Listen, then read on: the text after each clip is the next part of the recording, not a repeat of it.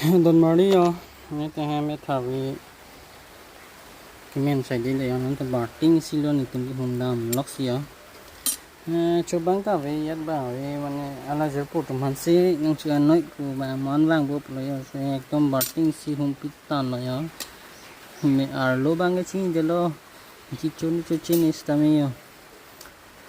thế mi việc cái si Don Mario tung có sắm mà xong chuyện tung này không tiền mà là bằng cái chuyện đó bao nhiêu tayo may việc ăn rồi may việc si Don Mario tung có sắm mà chơi tiêu bằng nó chơi tiêu bằng cái này đi học cái hàng này bằng giờ Don Mario xong rồi này chúng ta chơi bữa thì nên lấy hem nó không được nói là ta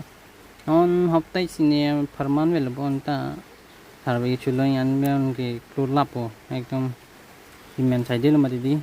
lúa lapo thu lapo là xin nhá chúng ta chơi tung ông bữa thì nên hem nó không được tầm ấy thà vì bằng cái chú lời cặp cái lấy chú lòng lấy tầm ấy xin Don Mario tụm đi họ còn về là video cái bà điên của nó thì arbi ta dùng giang sửa sẽ ta tụm hành video nó bắt lại tôi xin ai want pilon là xin kata ko beta de ha do main thang me kurbang thulo